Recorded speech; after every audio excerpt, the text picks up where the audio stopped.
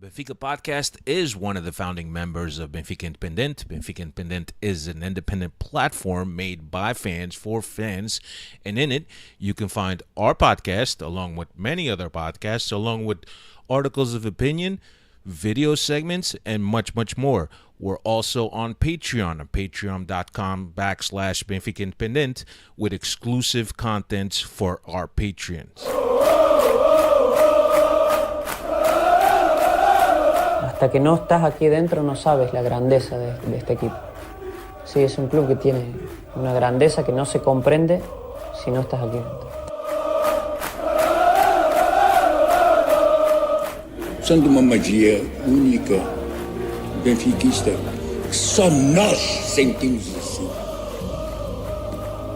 Por muitos desgostos que possamos ter, valores mais altos se levantam. E o valor mais alto que se levanta em termos futebolísticos chama-se Benfica.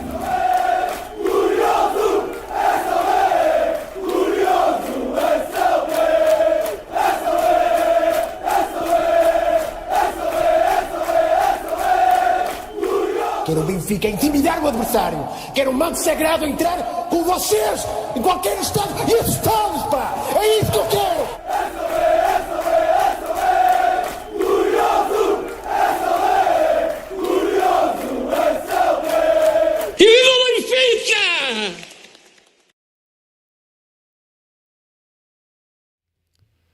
What's going on, everybody? Welcome to another edition of the Talking to the Doll Benfica podcast. My name is Alfredo Fumacic, with you tonight for episode 502. On international break, we bring you a special episode. We have with us Canadian broadcast royalty, Dean Blundell. Shock jock in his heyday, but it's a new life. He's more mature now, a lot wiser. Let's not get crazy. Let's not get nuts to start this. And it's our pleasure to introduce someone with extremely extensive radio career that is now has his own podcast. It's the Dean Blundell Show on Crier Media. So everybody check that out. With him also Jeff Nesker, and Jeff is Dean's partner, producer extraordinaire. With us also Dave de Oliveira and Cristiano Oliveira. What's going on, Cristiano? What's going on, Dave? What's up, my friend? I'm doing well. I'm excited to get these gentlemen here on with us to talk about their experience in Portugal. For those of you who don't recall exactly who these gentlemen are, do yourselves a favor, Google them, check them out on Twitter, or X, whatever you want to call it these days. But they've had the pleasure of going over to Portugal, spending some time at Estadio da Luz, the Museo, went to the Supertaça. So we want to get into that because, as you all know, us Benfiquistas around the globe are very envious of these gentlemen. We would have loved to experience what exactly they have. We have at other points, but nonetheless, it's special time, Benfica Porto, the whole situation. And they're here on the Benfica podcast to tell us all about it. Very excited. Yeah. Jeff, did I say your last name correctly? Is it Nesker? Yeah, you got it just awesome. right. Awesome. So, welcome to the show, you guys. And I got to be honest, it was early August, Super Cup time, and then all of a sudden our time is blowing up with Dean at the Estadio da Luz doing the tours at the Super Cup, and we were like, who the heck is this guy, right? Because we're self-absorbed, right? We're in the United States. Let's face it, right? And why isn't it me? You were saying that. You're like, why isn't that me? No, and the thing with us is that we always find it very fascinating when people from other countries that don't know nothing about Portugal go and experience the club and the history of the club for the first time. So we always find that fascinating, and we always try to get these, especially the ones with more visibility, right? Get these people on their show and said, how did this come about? You know, how was everything, and how did you end up in Portugal? Because our timeline and you guys probably know in terms of ex and post engagements and views and reprints and so on, that you guys picked up a lot of followers from that experience. So we wanted to bring you guys on the podcast and talk about that. And Dean, I think that there's probably not one Canadian that doesn't know who you are. And I got a chance to do a little bit of research on you, and I watched a couple of your clips, and also I watched the podcast that you did in the hotel room in Portugal with your buddy that I can't recall his name now, but he was James Sharman. Yeah, that's right. James Sharman from Footy Prime. Yeah. That's right. Yeah. That's right. So we're extremely honored to have you guys, and thank you for making the time. So let's start at the beginning, Dean. How do you get this invitation, or how does this opportunity come about to go to Portugal and to go to Lisboa and to Benfica in particular? I'm still trying to figure it out, to be honest with you. It was wild because, like everybody else, the pandemic hit hard. Depending on where you were locked down. You couldn't go anywhere. You couldn't experience life. You couldn't get on a plane.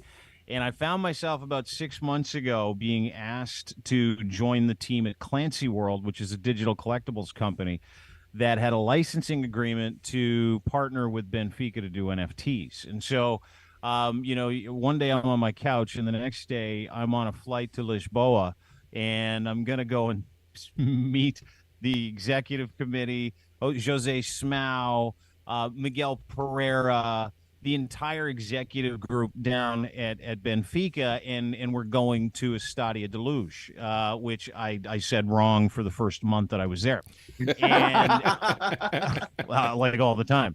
Estadio da Luz, this is the best, guys. This is the best. Yeah. And Miguel's like, no, come here.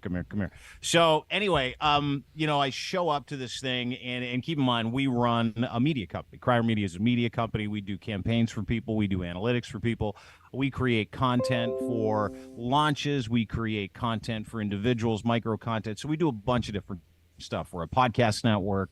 So as a podcaster and as someone who was locked in his house for 2.5 fucking years, I was like, yeah, I'm in. Let's go to Portugal. Let's go to the most beautiful place in the world. And Lisbon's a world-class city, and you've heard so much about the country and the people. And I'm like, all right, I'm going. Let's go. We signed the contract, and we went to Portugal, and we went there, I believe, in June. We went there for an NFT conference, and we met with the team, and we hung out with the group, and it was right after you won, right after they clinched, and the place is nuts, and they're showing us pictures, and they're talking about the work that was involved in being able to prep and turn everything over for the celebration, and how much that's meant to the city, and none of the executive team got any sleep. But what I could not believe, not only that I was there, right, doing work, legitimate work with the greatest soccer brand in the world, what I couldn't believe is how familial everybody was, how kind everybody was. From the team to the archivist, Rita, who's like the nicest person in the world, to the second in command, to the individuals who were helping us with licensing and marketing. Every single person there, as a point of pride, talked about Benfica like it was not just a religion, it was their brand. It was, and they had a personal story and an attachment to it. And when you come from Canada, and hockey's big here, our history is not as long as the history of soccer and Benfica, and the social unrest and the history of the club and what it meant to the country. So we don't understand it. Like, we don't get it. And so for me, it wasn't just like, an awakening as far as, work and content and being able to work with Benfica. For me, it was an awakening in terms of these people mean it. They mean their fandom. The Benfiquistas turn their homes into museums. They all gather together before games. These events are not just like, they're not games like, hey, let's just go and we're going to pay our money. There's 50,000 season ticket holders just waiting, yearning to get into this game. And when you talk about Benfica too, and this is kind of what I know I'm yamming along, but when you talk about Benfica to a Benfiquista or to someone that works for the team, there's this goofy smile that shows up on the faces of the people that work for the brand, live for the brand. And I see it in you guys. You're all smiling here too. And I couldn't get over that attachment. And I still can't. And I've been lucky enough to go back twice, almost died the second time, 14 times in one night. And it was all worth it. Everything that I did when I was there in association with the team and the beautiful people, and I'm not selling myself because we have the contract for another 3 years, so I can kind of say what I want, but I'm telling you, it was a religious experience from a holistic standpoint, because if you are a fan of a team, you're not really a fan of a team until you go and see real fans of teams like the Benfiquistas and Benfica fans. It was just spectacular. Spectacular. Yeah. And Jeff, go ahead, Chris. I'm sorry, operator, but you see how he's going off romantically about the club and describing his experience in Portugal. And I think I came across one of those videos on X, Twitter, whatever you want to call it. And I sat there with my mouth wide open, like, wow, somebody from not obviously with no ties to Portugal or Portuguese football whatsoever. And this guy's describing this club just like the way we look at it. And I was like, I remember I hit you up right away. And I said, Dean, I have no idea who the hell you are, but I love you, man. Like, thank you for shining the light. Was that the video where you called them a franchise? Because I think that was maybe the only he shit all over me. He's like, it's not a franchise. I'm like, that was big. Yeah, you can't say that. Yeah, but it's such a breath of fresh air, man, having somebody from the outside world and coming in and shining that light. And you got you got that feeling. You were able to translate exactly what it feels to be a Benfiquista, man. And I could not be happier, bro. We're so excited to have you on here because there's so much to talk about. Jeff is obviously going to get in this as well because he had a perfect time with you as well. But I mean, just the whole history of the club. People don't understand that this is, I mean, you talk about a family. It is our religion. You know what I mean? And like to us Benfiquistas, it for some people on the outside, myself obviously have come into the United States at 8 years old and growing up with the American sports model in mind, right? I often used to, when I started going back to Portugal, used to get into arguments with people there because these people talk to me about, I want to go watch Benfica basketball or Benfica roller hockey or Benfica handball. And I'm like, basketball? Like that shit's the equivalent of high school ball in my hometown. Like I'm a Knicks fan. Don't tell anybody. Not anything to brag about. But like roller hockey, I'm a Rangers fan. You know what I'm saying? And then these people, finally after years in Alfredo, used to just laugh because I would spend the whole trip arguing with people about these things. But then finally one day, like went off and they're like, "Listen, you know how you have the Rangers, the Knicks, and whatever. Benfica basketball, Benfica. This is our Rangers. This is our Knicks." I started to realize how important the whole club as a whole was to these people because to me, Benfica was just football, soccer. That's all it was. I didn't care about it. I was like, Benfica became worldwide famous because of football. And so, it means so much to these people go and they make it a whole day event, man, from morning to evening. And it's just crazy. And I'm glad you guys had the chance to. Oh, dude, you know what I couldn't believe is you started interacting with our stuff, right? Like the how tight the Benfiquista community is. You start interacting with our stuff. We start pumping some content out, talking about how incredible this experience is, being with this club, being with these people, being in the stadium. And it was rabid. Right? Like you don't get that with Leaf fans here. You don't get it with Ranger fans in New York. You don't you put out a tweet, you say, "Hey, I'm here, I'm doing this," or like if let's say someone from Lisbon goes to New York, goes to the MSG, checks out a Rangers game. So great to be here. They might get 5 tweets. Their friends back in Portugal be like, "What the fuck are you doing? Why aren't you going to a soccer game?" But when I started putting that stuff out, I've never met any of you people up until today, and it's just such an honor. Yeah. But how the support, the welcoming. And sure, did people shit talk me because I called it a franchise? Yeah, for sure they did. I'm like, but teach me. And they're like, we're happy to. Shit talk stopped. It was like, welcome to the family, welcome to the club. And that does not exist anywhere. Jeff, you experienced that too, right? Like it was just an incredible familial rush. Yeah. I mean, I wasn't surprised. Like for me, one of the special things about Benfica from afar before I got to know the club was to me, there's two football clubs in modern football that I think have kind of figured out how to be a self-sustaining club, and that's Ajax and Benfica.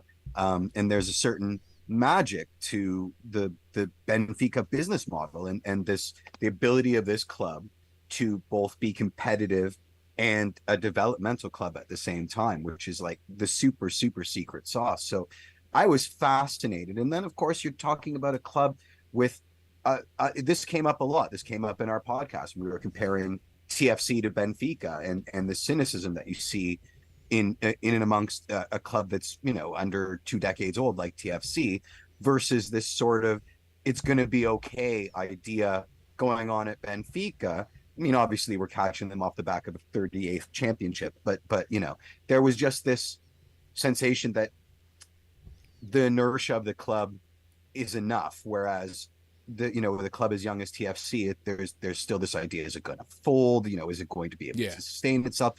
Those questions have been long answered for Benfica. So it's like it's so much further along in its evolution, and just to see what I consider to be a really, really well thought out, really well run football club at this point in its time, it was fascinating. Yeah, and Jeff, and how the Benfiquistas are part of that business plan, like, and also on the board. On the board, like, you're owners of the team. It is such a unique brand. It's so. I mean, we were laughing, like, you couldn't 99%. What is the percentage of fan ownership in Benfica? I don't want to guess. It's like 50, is it not right? It's 51. I think it's 51, and I think I mean, if anything, they have to at least own the majority, which is 51. But I don't know the exact number off the top of my head. I know in American sports, the only organization here we could say organization. Green Bay backers, right? That's it. They're the only they're the only ones that have. But again, I don't know how much say the Green Bay Packers, Saucius memberships, whatever members,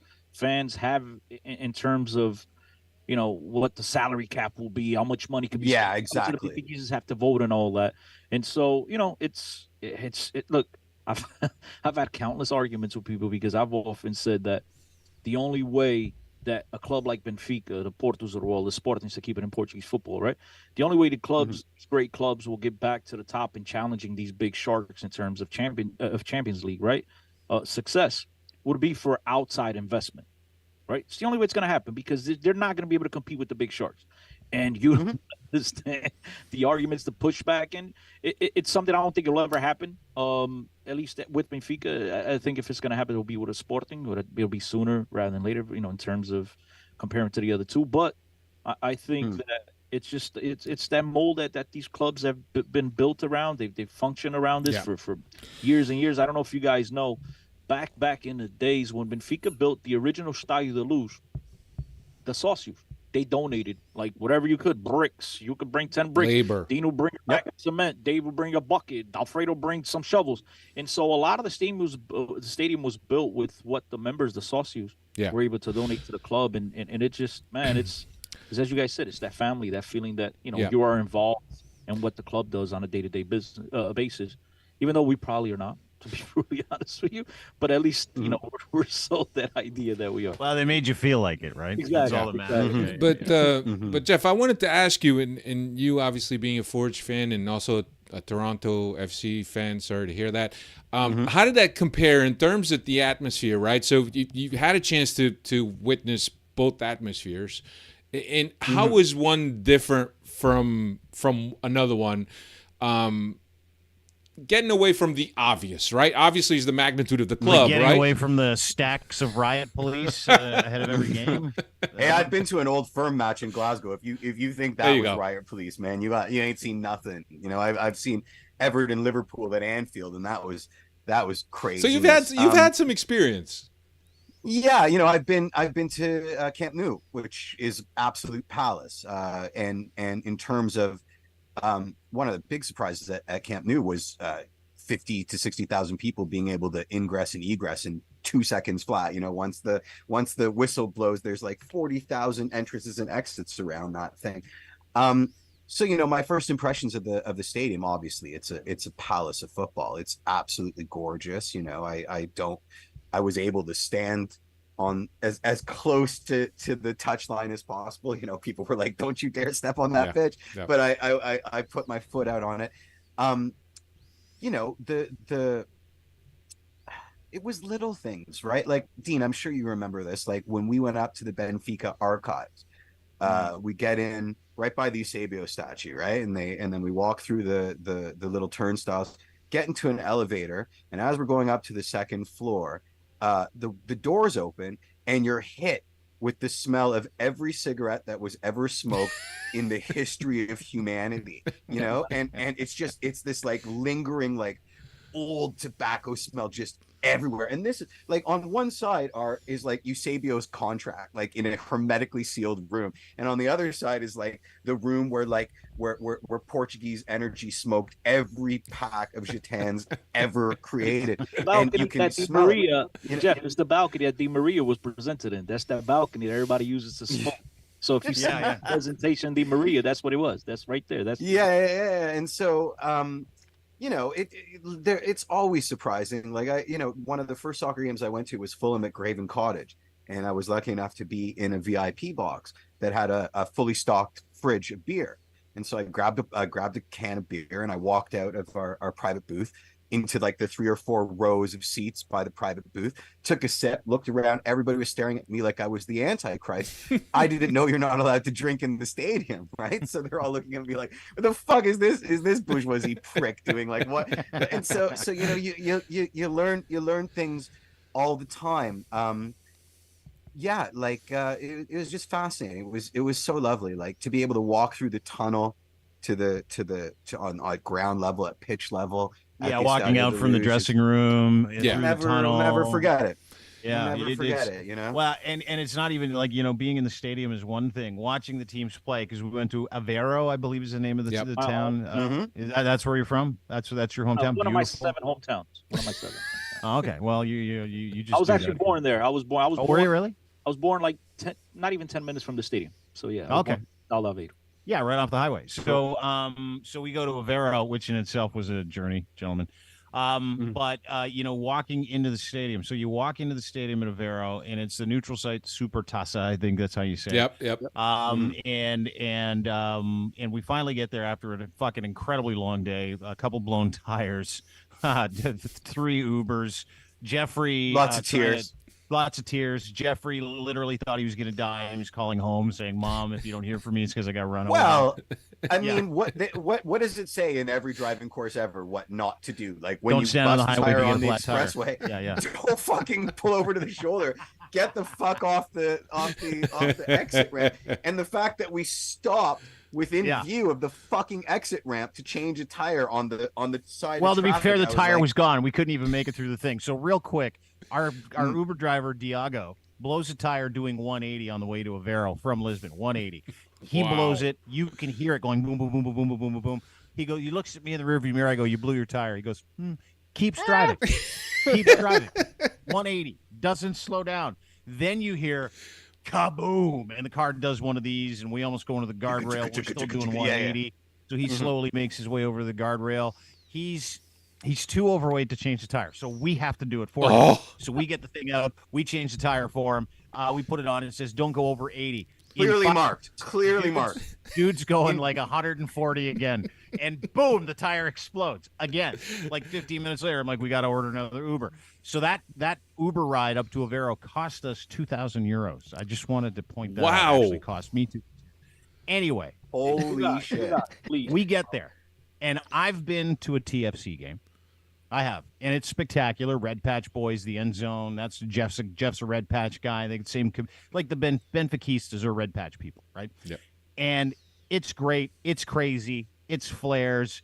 No one's in unison other than the psycho drunks at the end, just having a nice time. We walk into Supertaça, walk into the stadium. Myself, James Sharman, and it was vibrating. People were vibrating walking in. People were like panicking, getting ready for this game. And it's a dry stadium, right? So you can't drink, but they're serving non-alcoholic Sugresh, which is like, I don't drink. I drink 0.0 alcohol because I'm a baby. So I'm like, this is great. And I'm like, and I asked the lady, I was like, "You don't serve any booze in this place?" She goes, "No." No, they're all dry in Portugal. Yeah. Don't drink inside. I had no idea. Exactly. Yeah. And I said, "Was do the people mountains of Super Bock tins outside? You gotta be careful. You're giving away people mainlining. Yeah. If you're on the Benfica podcast, you gotta be careful because Benfiquistas are Sagres guys. Okay. I am also. I like Super Super Bowl better, but I gotta tell you, Super Bowl forever. I hope that's still okay. Well, you're never coming back on the podcast. We don't get paid. We don't get paid for that type of advertising, so we're good. I'll drink all the Shogness, but if I had to choose, it's Super Bowl forever. Once again, you're screwing yourself. Sagres sponsors Benfica. Super Bowl sponsors our two rivals, so that's why. Yeah, I know. Sagres all day, but it's all yeah. Well, there was a lot of that being consumed in the parking lot in front of the riot police, and they're like, "Hey, you just got to put it down." So we go in, and I go, "Does anybody get upset because there's no drinking here?" She's like, "No, people are here for the game." So like looked at me like I was an idiot, and I'm like, "Yeah, oh, through glassy eyes because she was already shit getting wasted. It's just about the game." And she's like, "Yeah, do you not understand that?" And I'm like, "I guess I do." But what really blew me away is there was no drinking in the stadium you could smoke anywhere. It was awesome. Everybody smoking, putting darts out here, putting darts out there. I saw. How like, long a did I 12-year-old last kid before I having bought a smoke. pack in Lisbon? How long? Oh, 20 like minutes? 5 minutes. Yeah, Well, I not don't even. think you're allowed to do that. Dan, I don't Yeah. think you're allowed to do that, but I just don't think they care. People did. No one cared. I thought it was awesome. I saw a playoff game in Belgium, and I was hacking darts the whole damn game. It was amazing. Yeah, the same with Germany. You can do the same thing in Allianz Stadium. But long story short, so then the ramp up starts. The music starts. There's some singing. There's some dancing, and all of a sudden you saw the flares in the end zone, and then everybody started cheering in unison, and the hair on the back of my neck stood up. Everybody was standing. No one was seated. Nobody. Team comes out. Super toss. The first game after winning the league, and people are crying. Men, women, children crying. And I look at James and I'm like, he goes, yeah, this is a different experience. This will be the only experience you have like this till you come back to another game with Benfica again. This will be the only experience you have like it. And I sat there for the whole game with my phone, recording my reaction, recording the people in the end zone that did not quit for 1 second. Yeah. It was 90 minutes of energy, passion, shirtless, flares being it never stopped. It never stopped. And I came out and I looked at Jeff and I'm like, One, sorry I stole your ticket. Yeah, you and did. two- I stole your ticket. Yeah. But I came out and I'm like, I've never experienced an event like that, a sporting event like that. So when you say, how does it compare? It doesn't. Yeah. It doesn't, because we're so fair weather over here. Over there, it's like, no, we're here. Like guys It's in Handel's business Messiah. suits. It's beautiful. It's the beautiful game. It's unbelievable. And it was beautiful. It was just one of the greatest experiences I've ever had. I'll tell you, it was beautiful. Explaining Pepe to him was one of my favorite things of the trip. The Brad Marchand of Portuguese soccer. I'm like, Good one. he's like, Yeah, it's yeah, okay to hate that guy. I'm like, oh yeah, everybody Yeah, yeah. does. Please join us. He's the And he worst. gave you a treat. And then, He gave you a red card right at the end. He gave you a treat. yeah, He did. Yeah, he got he did. booted at the end of the game, and he walked off in his bra. And I'm like, good. I hate him, I guess. you took to it like a moth through flame. You're like, I'm allowed to hate this guy. We're like, yeah. Please hate this guy. Yeah, He's and like, I'm tweeting. Yeah, I Pepe's hate out. him. Fuck Pepe. What did Sharms call him? Did he say Pep? Like, is that the hipster way to pronounce his name? Pep, Like- like he short formed it because Pepe. he's James Sharman, the voice of soccer in Canada. Yeah. I've always called him Pepe. Calling him Pep is too close to Guardiola. I don't want to give him that kind of credit. He's my least favorite soccer player of all time. Yeah, It's no, the and worst. it's funny because all of that, what you're explaining is documented, right? So there's a video of you walking into the Super Cup, into the stadium, right? And there's Charman. Is it Charman? What is James it? Sharman, yeah. James Sharman. James Sharman next to you, and there's often times that you turn the phone to him and the look on his face, he's just like mesmerized by everything that's going on. He's just soaking in the atmosphere and really living in that moment. And it's just like, it was unbelievable because you could really see the emotions going through this man, right? As you record this and as you guys experience this is something that you guys have never experienced. No. It's funny that you keep mentioning James because, I think he was most worried that he'll be kicked out of every Liverpool fan club that he belongs to for all the Benfica content. We were on his ass the whole time.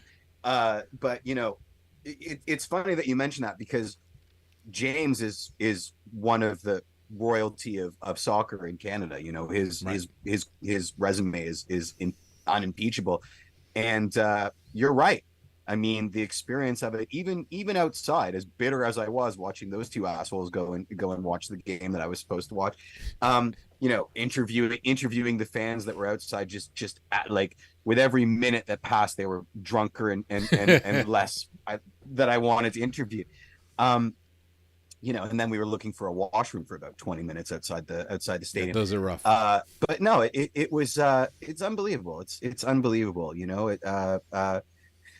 There's no way to describe it. It's like being it's like getting an IV of the beautiful game, and there's the specialness of being allowed to experience that with the I didn't get it. Benfiquistas was so great. I didn't get soccer until I went.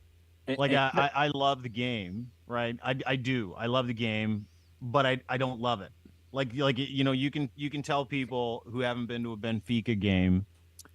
You can try to communicate what you experience, and I'm glad you saw James's face, Alfredo, because you can't you're not a sports fan. If when you go to those games, you should be ashamed of your sports fandom. Well People said. in general that haven't actually experienced it, you should be ashamed of yourself. I'm looking at you, Leaf fans. You should be ashamed of yourself. Or at the very least, model, take see all the things that you can take away, and see all the different facets of that environment that you can apply to your own. TFC fandom is really interesting, and I would say it's pervasive around MLS. Because our two countries are so young, and because our two countries tend to be made up of people coming from other places, right? The fandom, like TFC especially, we sort of cherry pick what we want to take. Like a little bit of Lazio, a little bit, unfortunately, a little bit of this, a little bit of that, a little bit of the cosplay nonsense that we think.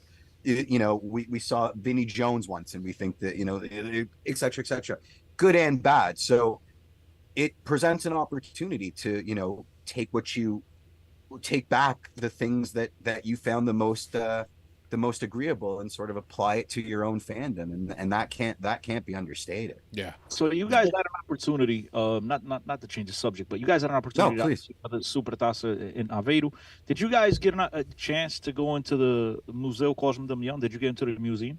Yeah. Yeah. We got the behind the scenes tour. We went into the hermetically sealed archive room. We saw Eusébio's game sheets. Did you get in the elevator? Did you get in the elevator? With the fan? Yeah, we got stuck in the elevator, actually. we got stuck in the elevator. Yeah, and the number with melting ice cream.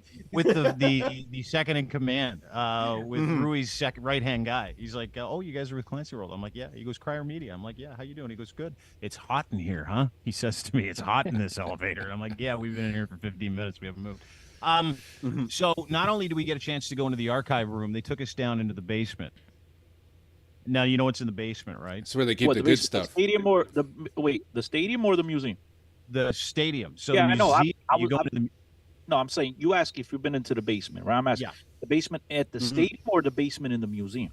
Well, the basement at the stadium is where they archive all the shit that goes in the museum. So there's roughly 10% of the gifts, trophies, items, anything that Benfica won, like from 1904 up until stuff this last gifted year, from people's estates, private collections, that sort of thing. Yeah, everything, shoes, anything hard Benfica related. So there's like 140,000 pieces. Wow. So we went down there, and they put a lab coat on me. Yeah. And they're like, "Okay, you can walk in here."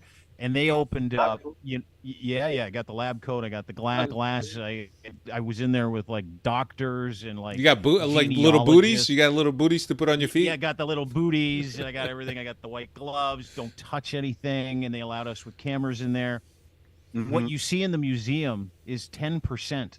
10% of what Benfica has, and they are so anal about archiving, documenting, shining up, preservation, putting in these preservation of documents, archives, artifacts from their history. Yeah, their big clean room is the ceiling is slanted because it's under one of the bleachers. Okay. So they're saying sometimes when they're working, they can hear this stompy feet as a soundtrack to they dusting can tell off who scores all that. Yeah, stuff. exactly. But it was and stuff that's like 100 years old that they were gifted in a friendly when they played against a team from this city. Stuff from the First World War, Second World War, stuff from the brutal history of that country and things that were gifted to them by diplomats and Eusébio's boots and it was so hard for me to comprehend how much stuff there was. But if you consider the history of the club, you go to the museum and then you walk through, the champions room, the trophies that kind of go up in that spire in the middle of Ones the that are the actual size of a museum. refrigerator. You have those. Yep. Yeah. Yep. I don't even know how they carried those things back in the days, but yeah. Oh my goodness. It's it's just endless. It's crazy. It's crazy. They're so anal about archiving and history, Benfica, that the Museum of Natural History in Portugal uses them to help the museum figure out what they have to do. Alfredo and Dave will do better than I will. They'll correct me if I'm wrong, but I know a few years ago, maybe like 4 years ago, something like that, the Benfica Museum finished as like one of the top 3 best museums in all of Europe, or was like a contender for the finalists, right, Alfredo? Something like that. Yeah. I mean, they do a tremendous job. But Jeff, I don't doubt it. But when you asked about the basement, I thought you were referring to the prison that's in the stadium. I unfortunately had to visit. I had to get somebody out of there a few years back. Oh, the drunk tank. I'm sure. No. Get somebody out there. Yeah. Lucky, like the old veteran lucky stadium in Philadelphia where it has the prison inside. So yeah, that was. Was that person you had to get out of jail? Was it you? Was his name Cristiano Oliveira? For a friend. I was getting a friend out of jail. No comment. What was my favorite? I think my favorite thing about the museum was, you walk in and the first exhibit is the Benfica women's team, which is a new exhibit that celebrates the relatively brief history of the Benfica, a brief and brilliant history. Yep. And, of course, coming from Canada, we wanted to talk about Chloe Laclasse. And we brought our tour guide to tears. He's like, we love her so much, I'm a huge Arsenal fan, so obviously I appreciated the move, but it hasn't really worked out for us. They're out of the Champions League and kind of getting destroyed in their own league right now. But he only had wonderful things to say about Chloe, and we absolutely love her over here. And the investment in the women's game has been profound. One of the things that we're dealing with here in Canada is the I don't want to say fall, but the Canadian women's national team, or the Canadian ex-national team, is enjoyed a relatively brief period of eliteness, and now that other countries are getting into the women's game, they're losing that perch because we don't have a domestic women's league in Canada. We desperately need one, and you're looking at clubs like Benfica and the and other parts of Europe completely leapfrogging us, and you're seeing it in the results in international football on the women's side of the game. Yeah, one of my favorite parts of the museum is that corridor that you go. That's like world history. So you have all these happenings in Benfica history, and then you have the context of what was happening in the world at that time.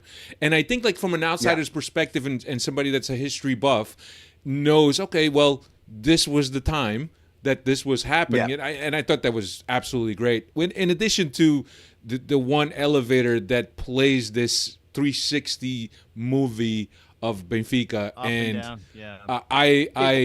Cristiano was with me.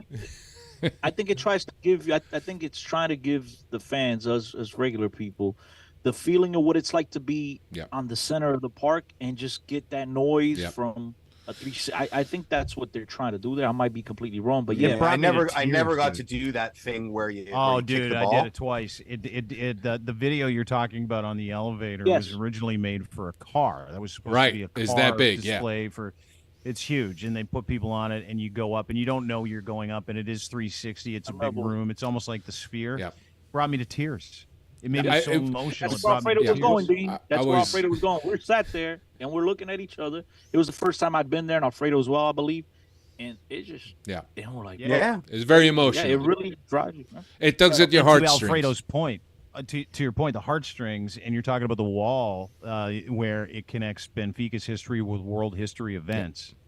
Very moving, very very connective to the people and the country and the history, the tough history of Portugal, the tough world history of Portugal. They had big gaps in their history, World War II, and then, you'd look into this little hole, and this hole would have a broken mirror, a broken window that happened during the Second World War, and then, this is from this hotel, and this is what happened, and so there were no games that year, and then You know, it would show this is when Benfica won their 6th championship. Here's what happened in Portugal that year.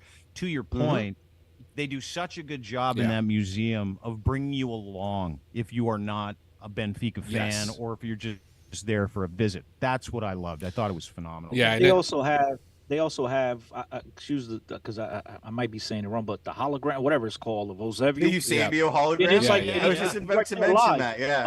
Okay, go ahead. Well, I mean, you know, I preferred the statue. I thought the statue. The statue is iconic, right? Estadio. Yeah, and it's such a nice tribute to the man. Yeah, you know, I thought. I don't know. My opinion on holograms is like, what are we 2 years from Elvis in Las Vegas and getting to see Elvis tour with Whitney Houston's hologram and stuff like that? I can do without the holograms. I want my jetpack. Have you all hologram angry? I don't know why you're so against holograms. I like them. Yeah. Have you seen? Did you, Jeff? You're talking about the statue. Did you get an opportunity to see videos or pictures of when Eusébio tragically, obviously passed away? Right, and saddest days in the club's history, and they kind of sealed. They put like glass around the statue, and they had flowers and scarves. No, I haven't seen that, but I'm definitely gonna go check it out. So, to be honest with you guys, I liked it better when it had the glass around it, because I thought with all the flowers and the scarves and the balls, I thought that was beautiful to look at. So I mean, opportunity. I'll tell you the story why that enclosure, that glass enclosure, came to be, right? Because as soon as folks found out that Eusébio had passed, people started pouring into the stadium and at the statue, right? And there was scarves, there were shirts, there was flowers, and it wasn't only Benfica. It was also Sporting scarves. You saw other clubs' scarves. And the quantity of scarves and things became so much, but so much, that they had to put a glass enclosure. They had somebody come in and make a glass enclosure all around the statue so it could hold all these mementos, so people could remember how much a tribute people came by and paid to Eusébio, who was arguably one of the biggest Portuguese footballers of all time. You could say that for Cristiano Ronaldo, and I'm not opposed to it. But before Cristiano Ronaldo, there was Eusébio. But the outpour of tributes, of scarves, of shirts, of pictures, of flowers, it was just tremendous that the club had to put an enclosure to kind of preserve all the tributes that people were coming to beautiful pay. Sentiment. Yeah, it was great. I did see those pictures that you guys were referring to, and it was very moving. And like you, I would have preferred it to be there. And they probably almost had to put it up there to get people to stop because they loved him so much. And then it was just so much. I mean, it was just overwhelming. But the other overwhelming thing, and it was incredible bringing James Sharman with us, Nesker, is I got to learn about Eusébio. I got to learn about the idea, like 640 or 650 goals, career goals in his career. Stupid. I mean, absolutely stupid. I got to learn the Black Panther. I got to learn that it was Eusébio and it was Pele. Yeah, that was it. I mean, they are neck and neck. And Pele is regarded and revered because he played in the way. And I know that Eusébio had a cup of coffee in Toronto, as a matter of fact. You guys know that he played in Toronto for a professional soccer team, and he played in North America towards the end of his career. But the education I got is to the importance of Eusébio. That I didn't because he's been dwarfed by Pele over the last 70 years. And you also get the impression that most people don't care. People that know are happy to know. Yeah. It's like, if you know, you know.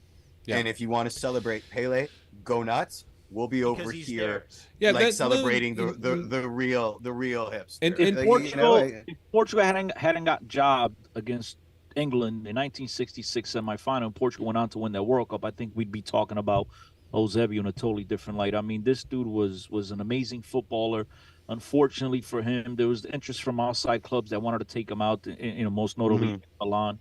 But our dictator at the time, or whatever you want to call him, he was a dictator. Him to leave. He was dictator, whatever he was. Yeah, you can call him. Yeah, he named him a national. He named him national property. You're not going anywhere.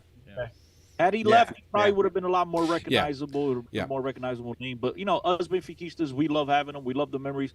This is a guy that gave his heart and soul to the club until the very last day. So much so that it's one of the saddest memories I have in Benfica history, right? Which is, he always said that, when he passed away, he wanted to do one last lap around the stadium. They brought his casket into the field. I mean, it was emotional. Oh my God! Yeah, it was. In the ensuing game, the very next game was against Football Club do Porto, a club you guys just watched play in Aveiro, and we beat them 3-0, and everybody 3-0, right? Yeah, or 3, I think it was 3-0, and everybody wore Eusébio on their back as the name. Yeah. So fantastic. It was beautiful, fantastic. Man. Tribute. Didn't Benfica just do that? Didn't they all wear kits with the Benfica feminine players on the jerseys? So they wore women's names on the back of the shirts to support the cause against domestic violence. Unbelievable. Yeah. Unbelievable. And I think that the club is very socially aware and socially present. As a matter of fact, there's a Benfica Foundation that oftentimes we'll see pictures of underprivileged kids or kids in wheelchairs or cancer patients that will go over to the stadium and meet players and have a great outing, like a Make-A-Wish type of situation. And the club is Did they get the Eagles away?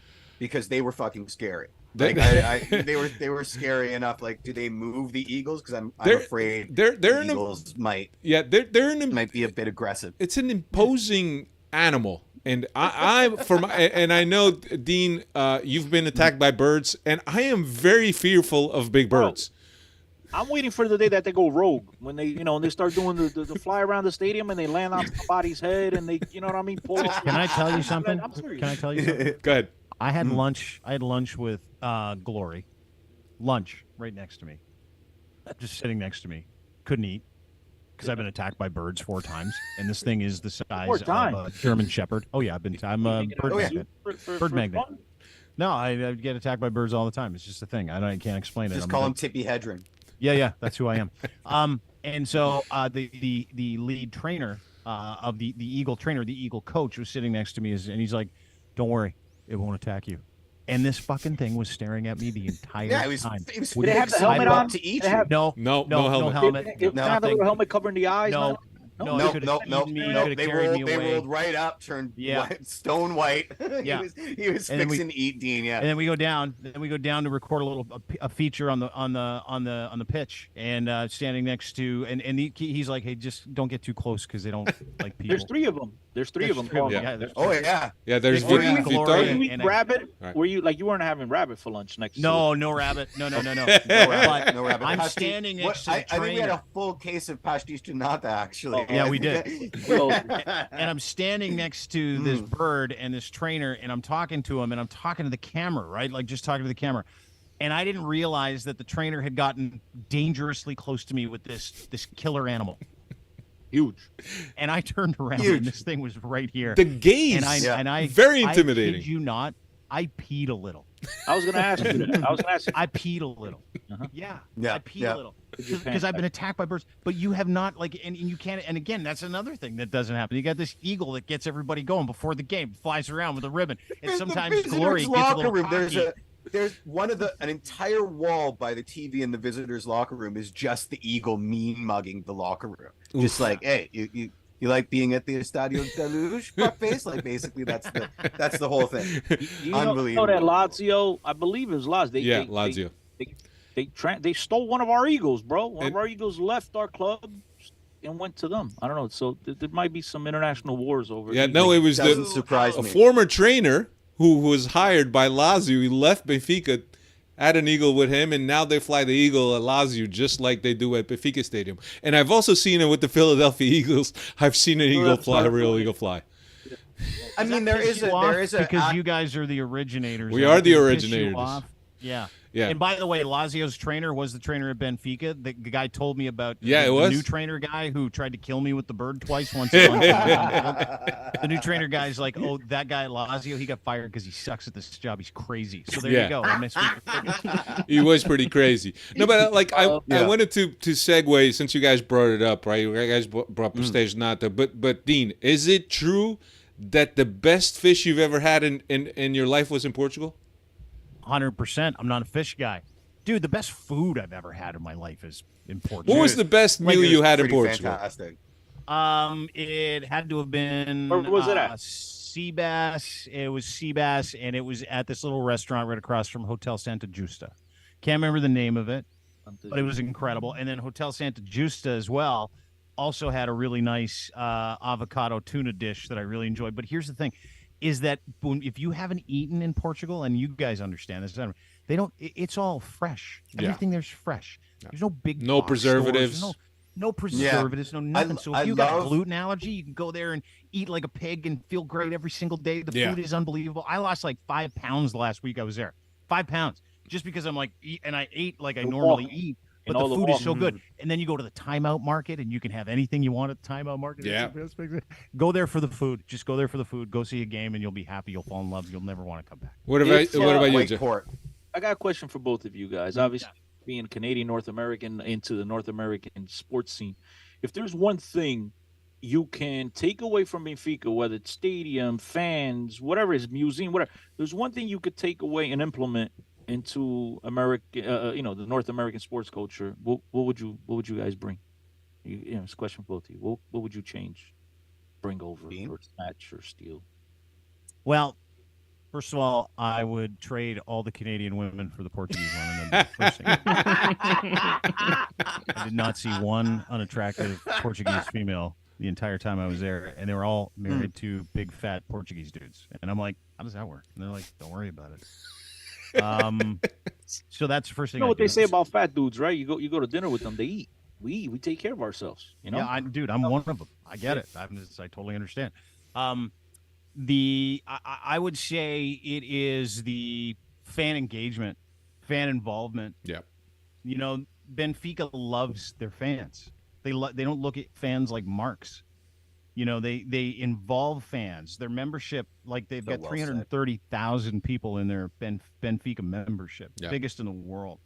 They involve the fans in every decision. They cater to the fans.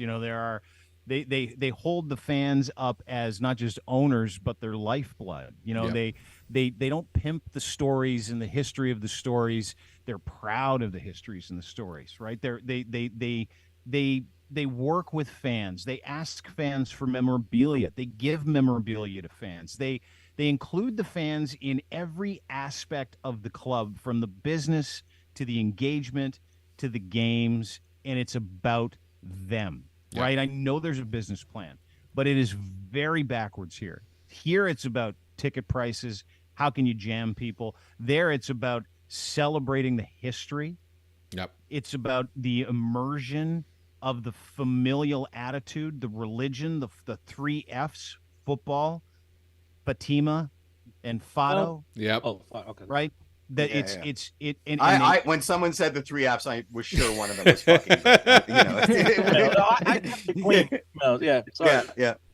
No, it is, and it is real. Like the 3 F's are very real, and it's all about you. Right? It's all about you as a fan. It's not about anything else. And if that was something I could, like, if I could pull the blood, just a vial of blood out of Benfica, and if I could jam it into the Toronto Maple Leafs or the Maple Leaf Sports Entertainment Group, I'd be like, this is how you have to do it. Yeah. You have to care about your fans and your history, and you have to curate it, and you got to treat it like it's a gift.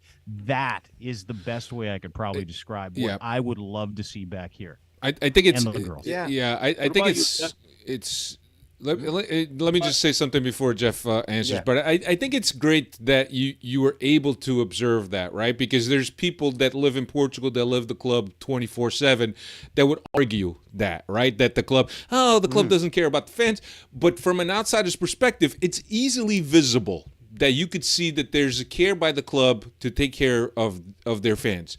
I think that all of us as Benfiquistas, we have very high expectations and very high demands for the club. And I think that sometimes some of these things that get done get lost in us because we expect so much more from the club because that's how we always lived. Yep. I think you hit the nail on the head for me. It's everything that's done so right. it's being able to, it's finding that secret sauce between being a big club in the modern world, you know, making noise in Champions League, being a threat in your domestic league and in your domestic competitions year in, year out, knowing how to develop internally, having the strength and the fortitude to develop internally. I'm not going to paint everything with rose-colored glasses because there's cynicism everywhere, you know what I mean? But that cynicism, the way that it works in sort of the mosaic that is Benfica, is very, very different. There's a confidence. There's just a confidence everywhere. That's sort of the baseline. That's what I would take away. Yep. That quiet confidence that Benfica just seems to have in their DNA from top to bottom, that a lot of clubs spend their lifetimes trying to pursue. And it's just, it's part of that DNA. And that, and you know, I think everybody would love to know the secret recipe for that, and Benfica has it. Yeah. And that's what I found most fascinating. Yeah, and it's not by chance that a lot of clubs have come to Benfica to study the way the club is run, especially at an academy level, right? Because I think both Benfica and Porto are the top two teams in terms of how much money they have made in players that they have sold. And from Benfica's standpoint, you look at the players in the world game today or even 5-10 years ago, there's a lot of players that have come up through that Benfica academy, much like Ajax was doing at the time, and they seem to have gotten a little bit lost, but that was a very similar model. I agree. It was very similar model. Yeah. Let's give the best conditions, the best infrastructure, the best equipment, the best academy to these kids, the best conditions that they have that they could play and develop, that all they have to worry is about showing up and playing. And in exchange, they have reaped the rewards in terms of the players they've been able to form. Bernardo Silva, Ruben Dias, Oblak. Oblak was at the Oblak wasn't at the academy, but he was. Ederson was at the academy. João Cancelo. I mean, you name it. All the players that have been big Angel players Di Maria. in Europe. Let's call a spade a spade. Angel Di Maria came to us after the world, the U20 was a U17 or U21 World Cup in Canada, if you recall. He came over as an 18-year-old. And Real Madrid tried to snatch him away and hide him at the Madrid Barajas airport. Yeah, but you know what? I find play for anybody else. Yeah. Do you know what I find incredible? To come back to play for Benfica. Do you know what I find incredible? Just to kind of summarize what Jeff said to your point as well, Alfredo, is they bring the fans along for that business plan as well. Yeah. Like, you know, you read in the newspaper how like fans are excited that you're going to sell one of your best prospects. If that happened over here, like if fans wouldn't get super excited to see the best Leaf prospect get sold to another team. Like you guys, they bring you along in the transparent portions of the business, and they've got you guys buying in, and Benfica fans buying into the business plan. Losing a tremendous prospect to Chelsea is a good thing. Well, right? I don't know. I don't think any of us are happy about it. But I think that the only way to compete is to sell these guys. We've clauses. We don't like it. I mean, we much rather have the Enzo Fernandez. We're still trying to replace him. We still haven't replaced him yet. Yeah, but it's the business model, and the only way that the club's going to be able to get the next Enzo Fernandez and get the next Di Marias is by selling these guys at this exorbitant amount and developing these young guys. But you don't storm the gates when they do, right? No, like that's. Some of us might want to. I wanted to here on the podcast. I just wasn't.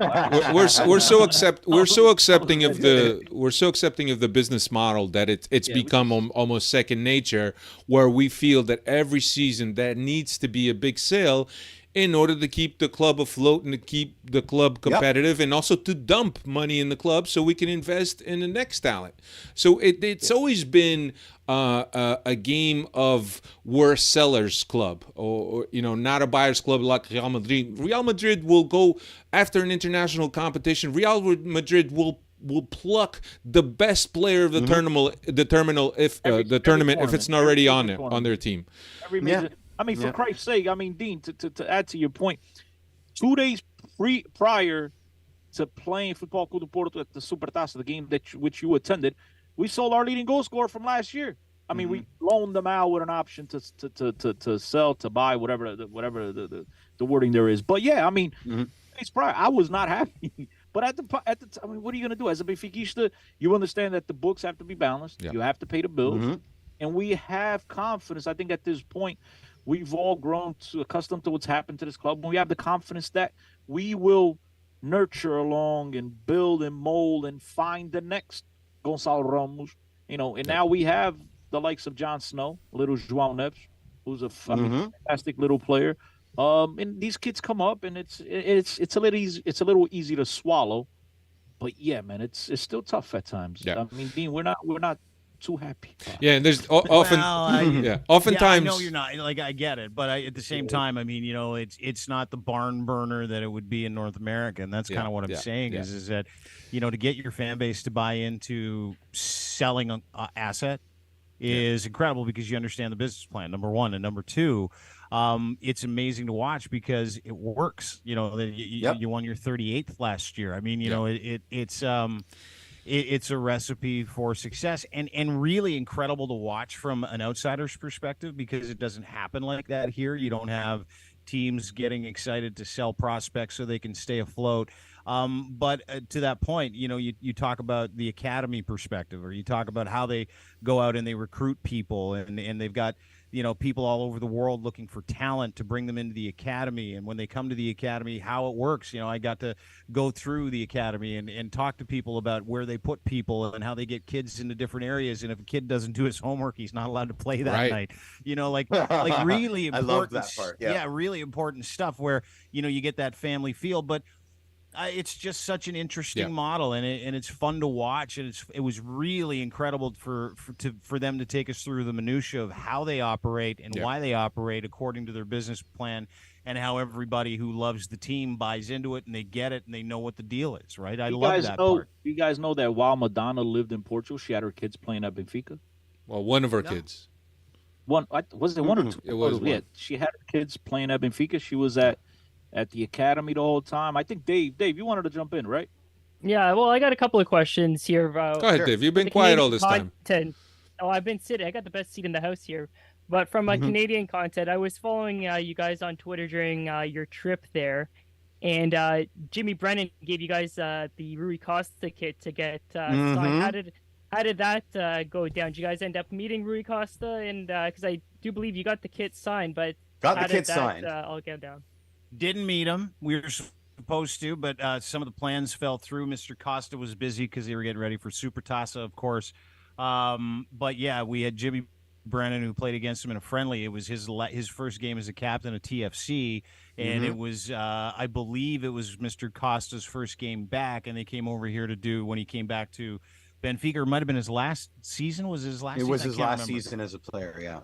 Last season as a player, and if you know anything about Jimmy Brennan, he's kind of like soccer royalty here as well. There's a few guys that made it, and he made it and played in the Premier League when it was a big deal.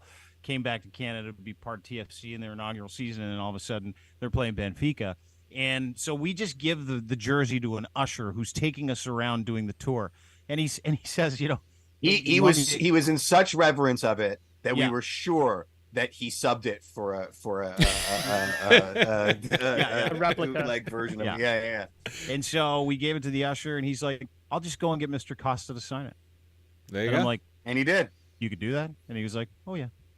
Like, people have access to him. You can just go there. And I'm like, isn't he like the most important person? No, you get him while he's on a smoke break. He's over there in the balcony. It was funny because I don't think he expected us to entrust him with this kit. So he was sending us like regular updates of the kit, like pictures of it. Like, don't worry. Yeah, don't worry. It's safe. It's safe. And there was like an hour where we weren't getting any pictures. Like, that's when he did the swap. That's when the real Team Guys kit became the fake Team Guys kit. I was disappointed because he signed the front of the kit, and I think I specified just sign on the back. Yeah, because if you want to frame it, right. Yeah, exactly. Otherwise, we need two kits, and I don't know if that's happening. You know what that means, right, guys? We gotta go back. Go What back. does it mean? That we have to go back. Yeah. Listen, Yeah, I can we make do. it happen. I can make it happen. So we got to go back. We gotta plan something. So Man. I can make it happen too. And what I feel like we've got the makings of 5 podcasters going back to Benfica. I think we've got the makings for a Clancy World partnership A here Netflix- for your Netflix podcast. series. Mhm. We got a Netflix. Netflix series, How to Become a Benfiquista. I've got all my gear. We raided the shop when we were there. I got a scarf and an beginner to old starter school kit? I got it all. Yeah. dude. Yeah. I got it all. I'm I think we should upset do it. because I kind of want to dress like Bella Goodman for Halloween this year, but I didn't pick up the old school. I have the pork pie hat, but I don't have the like from the Kiss ass. real popular picture. What do you mean kiss ass? Hero, Look, fucking the hero, five man. of I us- love that guy. The 5 podcasters, maybe we could go to his grave and maybe we could like sing Kumbaya and maybe we could break this. Yeah. I mean, he said Well, 100 how do you Where we feel at now? about Bella? You 52? respect him for 2 championships, Yeah, right? But of you're course. kind of I mad at mean- him for fucking off and He's cursing you revered guys. for that, Cursing but- you guys. But if Yeah. it's true that he did curses for the next 100 years, No, I mean, that's where been we at, that's been 46? disproved. Well, how's it been proved? Because We he's- haven't won he- shit since. he said We in got an to 7 interview- finals and lost them all. No, but he How's said that- in an You interview should've afterwards. just paid the man. I You should agree. have just paid him. He the said extra it- he- 20 bucks he Alfredo, wanted, I want to you know? hear from you, Alfredo. What are you saying? What He did said say? in an interview a couple years afterwards that he didn't really mean that. But he said it's it. kind of stuck in the said fact it. that Benfica has gone to I don't know how many finals since then. 7 finals and lost them all. And- 5 Champions League finals and 2 Europa League finals, and we've lost them all. So I don't care if what he said, he meant it, and somebody up there must have heard him. Somebody up here heard him. Yeah, exactly. They took his word. They took his word at the time. Yeah, it's, So, yeah, maybe I remember we'll see- Eusébio going to his gravesite and like kneeling and begging, please. All right, scratch. If you didn't listen to Eusébio, he's definitely not listening to him. So Right. Yeah, David, did you have another question? Sir, I think David had 2 questions. Yeah. and Yeah. The poor guy's just been sitting there going, "Hey, shut up, Dean. Shut up." No, actually, this question's for you because I know Jeff is a TFC supporter and fellow Barton Street Battalion. But what did you know about Benfica before your trip and before becoming affiliated with Crier Media and the and your Clancy. podcast and your media company? Yeah, not enough.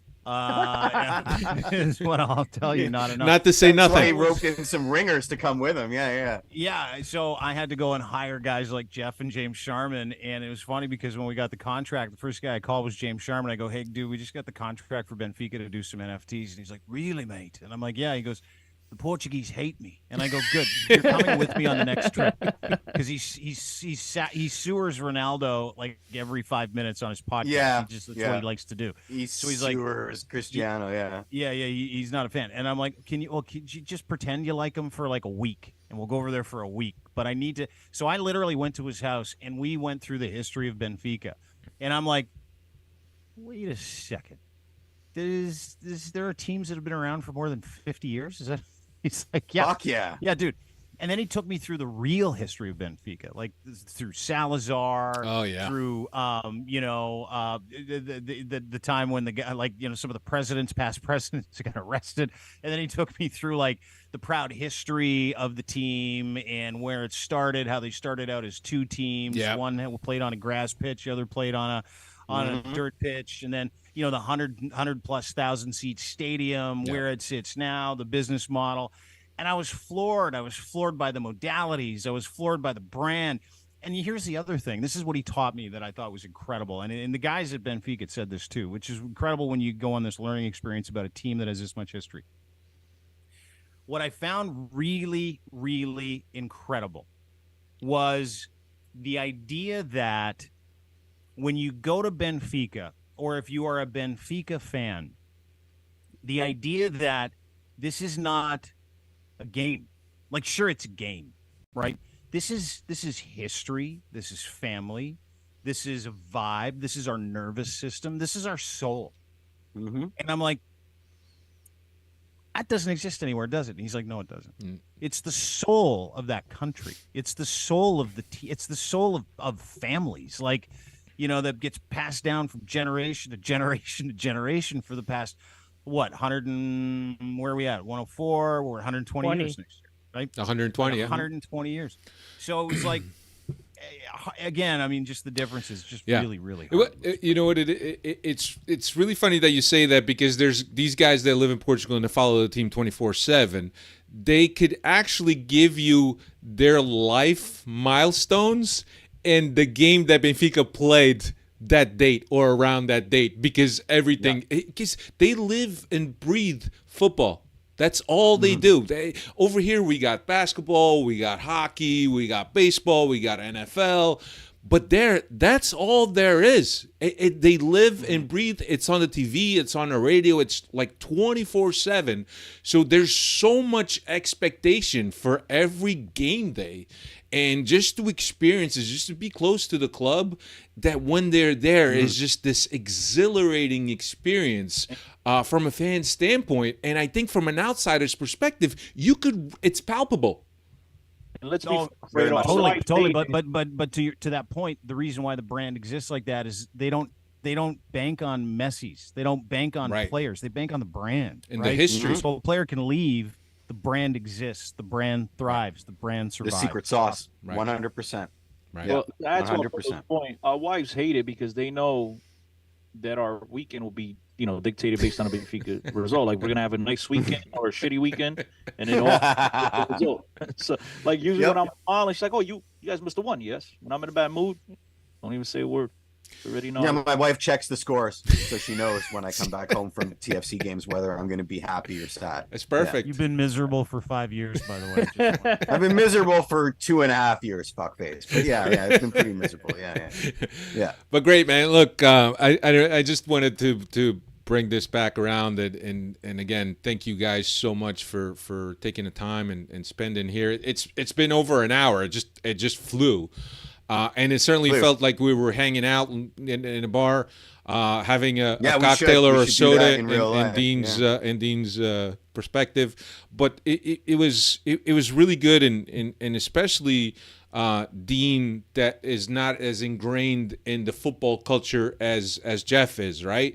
And to hear Dean's perspective, from an outsider's perspective, from an observer's perspective, and walking to stadiums and feeling people and just looking at people and seeing the state of mind and emotional state of mind that they're in, I thought that was really refreshing. And I think these are things that us as fans, when we go to the stadium, we take for granted.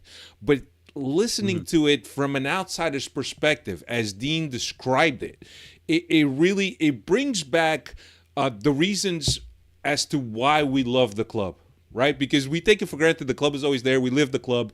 But listening to Dean, it really kind of broke apart, all this preconceived and loving the club. But really, it got back to the purity that you have of a love for something that you can't describe. Fantastic. I can describe what it a now. privilege to be Thank able you. to bring that to people. Like Yeah. it's just And thanks great. for What a accepting privilege. us into the community. Of course. That was really the thing that was amazing to me, is that no one shit posted me. You're like, hey, it's not called a franchise, but welcome in. Yeah, well, I mean, never do that again. Let's No, I'll never do please. So thank you, and thank you for having us, and Yeah. thank you for teaching us how to be fans. Absolutely. And we hope that you go back many of the times. Yeah, it was I a will, pleasure. and you're coming with me. Thank you guys for bringing the attention, shining a light on the club, man. Look, I'm a butcher of the English language, and so the way that Dean and you, Jeff, the way you guys talk about this club so romantically, I mean, it is definitely music to my ears, and I'm pretty sure Benfiquistas all around the world appreciate the time that you guys spent.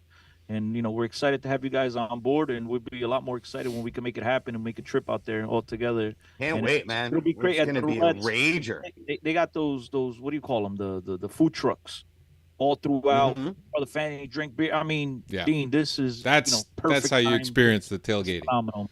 It really is. I can't wait. We're gonna do it together. Thanks, boys. Yeah, you could find Dean at Crier Media. Look that up on X at It's Dean Blundell, or also DeanBlundell.com, and also the Dean Blundell show on YouTube. Dean, you're getting back to regular podcasting now that the summer's over? Yeah, unfortunately, I would just like to guest on other people's podcasts now, but that's not in the cards. Isn't it so easy to appear as a guest? That's way better. Yeah, no prep. You can sit here and just answer questions, have a good time, and everybody else has to do the work. Thank you. You're very welcome. And Jeff, thank you for also jumping in. And at first you were like, well, you know, Dean will come, but he would love for me to be there as supportive because, you know, that's who we are. We're partners in crime.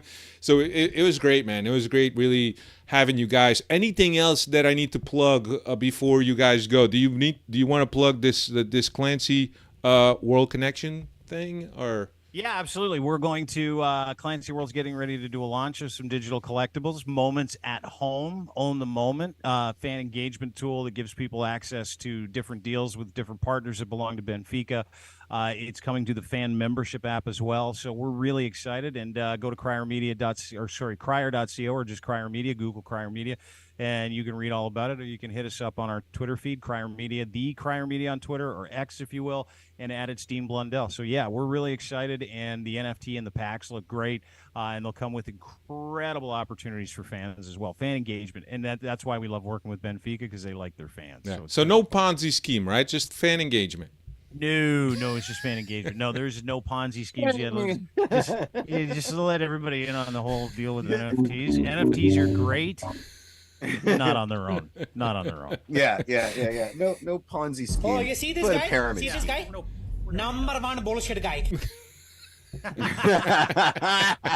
I got those too, Dean. I got those too. Thanks, buddy. I appreciate you. No, that's awesome. Thanks once again. And I know that both Dave was quiet, but I know that he was a little bit fanboying. That's it. I'm like you said at the beginning, Canadian media royalty here, so I've got the best seat in the house. But well, David, nice to meet you. He's also got come to your insanely house good bedside manner. By the way. Yeah, he's a nurturing caregiver. He had to fix my knee. I had 4 Sagrish after working in 40-degree weather. All Fell day down, long. hurt his leg. I had to wipe him up, clean him up, bring him back, put some ointment on his leg. Yeah, just like a mom. Still, I was it like still a mom hurts. that day. Turn him because of bed I was sores. so impressed. it's Pardon? fair game then that Dean took your ticket then if he had to take care That's of you right. in Portugal. I like No, David. it fucking isn't. Get over it. Chris. Thanks, guys. I really appreciate you. Thank you so much for having me. Yeah. Thank you. Yeah, This no was an problem, honor, man. guys. It was our pleasure. Thank you very much, Chris and Dave. Always a pleasure. And thanks for all the support. Take care, you guys. See you again next week.